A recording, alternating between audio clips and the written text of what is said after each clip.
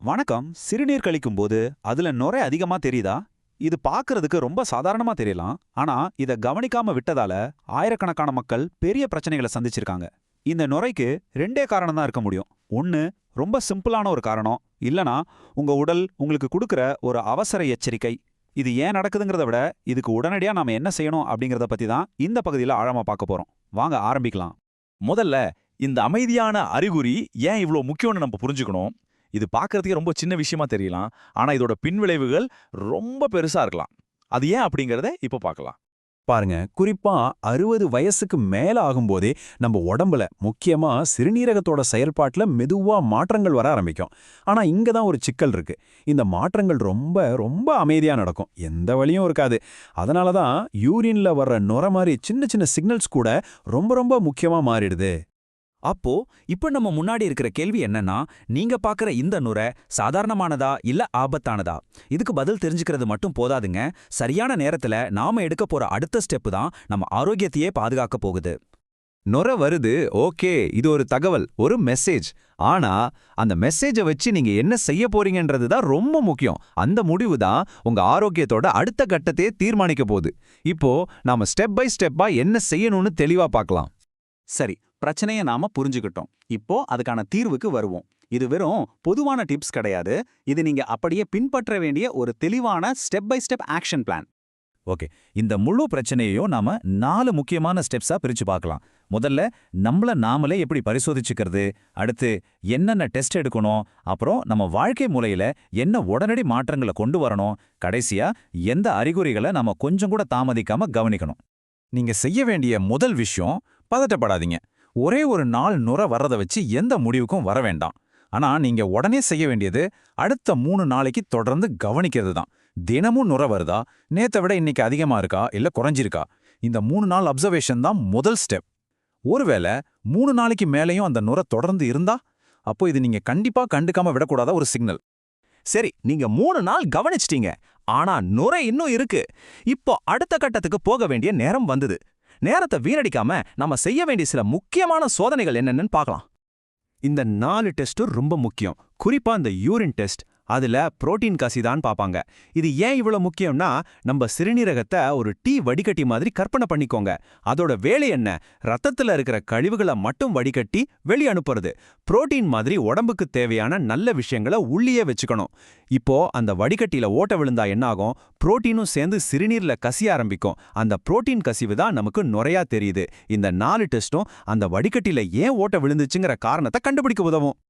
இங்க ஒரு நல்ல விஷயம் என்னன்னா, இந்த 4 டெஸ்ட் மூலமா உங்க பிரச்சனைக்கான காரணத்தை 70லிருந்து 80% வரைக்கும் சரியா கண்டுபிடிச்சிட முடியும். அதனால நாம குழப்பம் இல்லாம அடுத்த கட்ட நடவடிக்கைக்கு போகலாம்.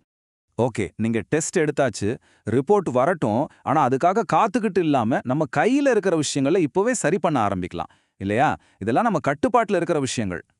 நம்மள பலரும் கண்டுக்காத ஒரு விஷயம் தண்ணி. நீங்க உடனே செய்ய வேண்டியது தினமும் 2லிருந்து 2.5 லிட்டர் தண்ணி குடிக்கிறது.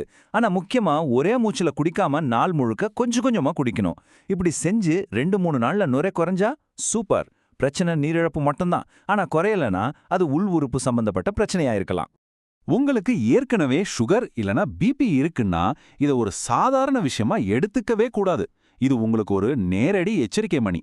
உடனே உங்க சுகர், பிபி அளவுகளை செக் பண்ணி டாக்டர் ஆலோசனையோட அதை கட்டுப்பாட்டுக்குள்ள கொண்டு வரணும். ஏன்னா சர்க்கரை கட்டுப்பாட்டுல இல்லனா சிறுநீரக பாதிப்பு ரொம்ப வேகமா நடக்கும். இதுதான் நீண்ட கால தீர்வு. உணவு மாற்றம். அதிக உப்பு சேர்த்த உணவுகள், பாக்கெட்ல வர்ற சிப்ஸ் மாதிரி நொறுக்கு தீனி, ரொம்ப நாள் கெட்டுப் போகாம இருக்க பதப்படுத்தப்பட்ட உணவுகள், இது எல்லாத்தையும் உடனே நிறுத்தணும். அதுக்கு பதிலா நிறைய காய்கறிகள், பழங்கள், சரியான அளவுல புரதம் எடுத்துக்கணும். நல்லா ஞாபகம் வச்சுக்கோங்க, சாப்பாட்டை மாத்தாம மருந்து மட்டுமே பெரிய மாற்றத்தை கொண்டு வராது. இப்போ நான் சொல்ல போற விஷயங்களை நீங்க ரொம்ப கவனமா கேட்கணும். நுரையோட சேர்த்து இந்த அறிகுறிகளும் இருந்தா நீங்க ஒரு நிமிஷம் கூட தாமதிக்கவே கூடாது. நுரையோட சேர்த்து உங்க கால்ல வீக்கம் வருது, காலையில எழுந்திருக்கும்போது முகம் ஊதுன மாதிரி இருக்கு, காரணமே இல்லாம பயங்கரமா சோர்வா உணர்றீங்க, இல்ல வழக்கமா போறதை விட சிறுநீர் அளவு குறைஞ்சிடுச்சு, இந்த மாதிரி அறிகுறிகள் தெரிஞ்சா அது சிறுநீரக பாதிப்பு அடுத்த கட்டத்துக்கு போகுதுங்கிறதுக்கான சிக்னலா இருக்கலாம். தயவு செஞ்சு உடனே மருத்துவரை பாருங்க. ஒரு விஷயத்தை பத்தி தெரிஞ்சுக்கிறது முதப்படிதான். ஆனா அதை வச்சு நம்ம என்ன செய்றோங்கிறது தான் எல்லா வித்தியாசத்தையும் உருவாக்குது. இத ஒரு சின்ன உதாரணத்தோட பார்க்கலாம். 2 பேர் இருக்காங்கன்னு வச்சுப்போம். 2 பேருக்குமே ஒரே அறிகுறி, யூரின்ல நுர வருது. முதல் நபர் இது ஒண்ணும் இல்ல, சரியாயிடும்னு கண்டுக்காம விட்டுறாரு. 6 மாசத்துல அவரோட சிறுநீரக பாதிப்பு அதிகமாகுது. 2வது நபர் அறிகுறி தெரிஞ்ச 3வது நாளே டெஸ்ட் எடுத்து உணவுல மாற்றம் செஞ்சு சர்க்கரையை கட்டுப்படுத்துறாரு. 6 மாசத்துல அவரோட பிரச்சனை சரியாக ஆரம்பிக்குது. பாத்தீங்களா, 2 பேருக்கும் ஒரே தகவல் தான் கிடைச்சது. ஆனா அவங்க எடுத்த ஆக்ஷன் தான் அவங்க வாழ்க்கையை மாத்திடுச்சு. ஆனா ஏன் விஷயம் தெரிஞ்சும் கூட நம்மள பல பேர் ஆக்ஷன் எடுக்க தயங்குறோம்? அதுக்கு 3 முக்கியமான சைக்கலாஜிக்கல் காரணங்கள் இருக்கு. 1, இது ஒன்றும் பெரிய விஷயம் இல்ல, பரவாயில்லங்கிற மனநிலை.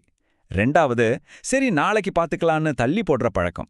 3வது, ரொம்ப ஆபத்தானது, நமக்கு வலி எதுவும் இல்லையே அப்புறம் என்ன பிரச்சனைங்கிற தப்பான நம்பிக்கை. உடல் எச்சரிக்கை கொடுக்கும்போது தள்ளி போடுறது தான் நாம செய்யற மிகப்பெரிய தப்பு. சரி, நாம இப்போ கிட்டத்தட்ட எல்லாத்தையும் பார்த்துட்டோம். வாங்க ஒரு சின்ன ரீகேப் பார்த்துட்டு முக்கியமான விஷயங்களை மட்டும் மறுபடியும் ஞாபகப்படுத்திக்கலாம். நல்லா புரிஞ்சுக்கோங்க, சிறுநீர்ல நுர வர்றது ஒரு அறிகுறி மட்டும் இல்ல, அது உங்க வாழ்க்கையில நீங்க ஒரு முக்கியமான முடிவு எடுக்க வேண்டிய ஒரு புள்ளி. நீங்க அதை அலட்சியம் செஞ்சா பிரச்சனை பெருசாகும். ஆனா உடனடியா நடவடிக்கை எடுத்தா அந்த பிரச்சனையை ஆரம்பத்திலே கட்டுப்படுத்திடலாம்.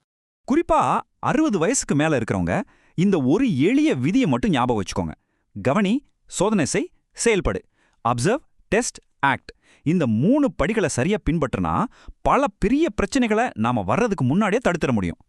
உங்க உடல் அதோட மொழியில உங்ககிட்ட பேசிட்டு இருக்கு. சிறுநீர்ல வர நுர, அது அந்த மொழியோட ஒரு வார்த்தை. அந்த மொழியை சரியா புரிஞ்சுக்கிட்டு இன்னைக்கே முதல் அடியை எடுத்து வைங்க. உங்க ஆரோக்கியம் உங்க கையில தான் இருக்கு.